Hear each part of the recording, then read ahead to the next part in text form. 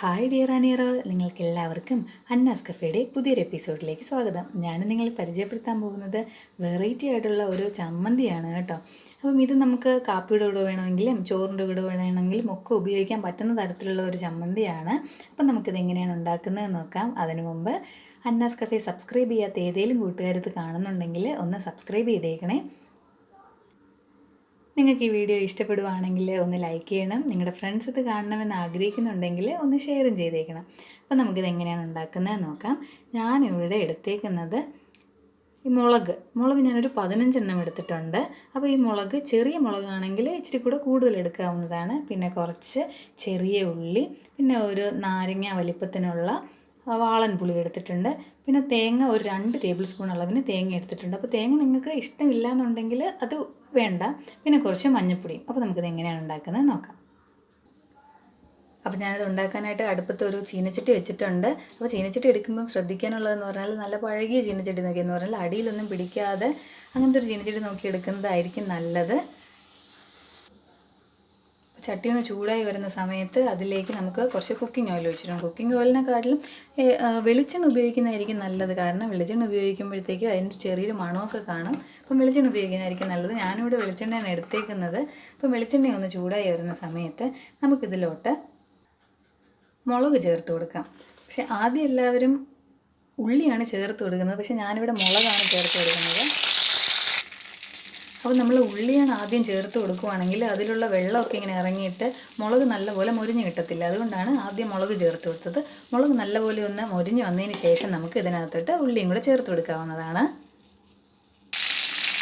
അപ്പോൾ മുളക് ഇവിടെ മൊരിഞ്ഞ് വന്നിട്ടുണ്ട്. നമുക്കിതിനകത്തോട്ട് ഉള്ളിയും കൂടെ ചേർത്ത് കൊടുക്കാം.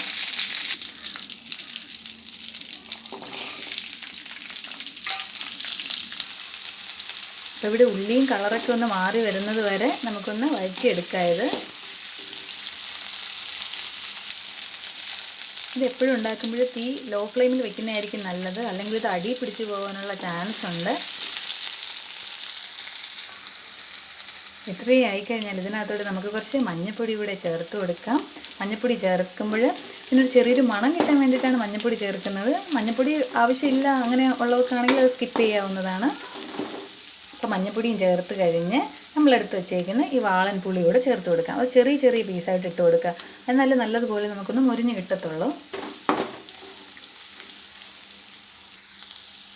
പുളി ഒന്ന് നല്ലപോലെ ഒന്ന് മൊരിഞ്ഞ് കിട്ടാൻ വേണ്ടി നടുക്കോട്ട് നമുക്കതൊന്ന് ഇട്ട് കൊടുക്കാം. ആ എണ്ണയിൽ കിടന്നത് ചെറുതായിട്ടൊന്ന് മൊരിഞ്ഞ് കിട്ടാൻ വേണ്ടിയിട്ട്. ഈ ചമ്മന്തി എന്ന് പറഞ്ഞാൽ നമ്മൾ വെള്ളമൊന്നും ചേർക്കുന്നില്ല. വെള്ളമൊന്നും ചേർക്കാത്തത് കൊണ്ട് ഇത് പുറത്ത് തന്നെ ഫ്രിഡ്ജിലൊന്നും സൂക്ഷിക്കാതെ തന്നെ ഏകദേശം ഒരു 3-4 ദിവസമൊക്കെ നമുക്ക് ഉപയോഗിക്കാൻ പറ്റുന്നതാണ്. ഇതിൻ്റെ കൂടെ നമുക്ക് കുറച്ച് കറിവേപ്പിലയും കൂടെ ചേർത്ത് കൊടുക്കാം.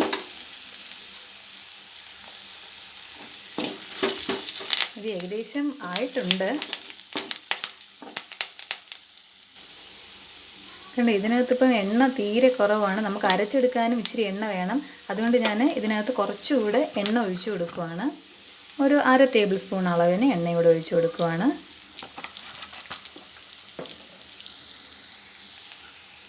ഇപ്പം മുളകും ഉള്ളിയും പുളിയും എല്ലാം നല്ലതുപോലെ മൊരിഞ്ഞ് വന്നിട്ടുണ്ട്.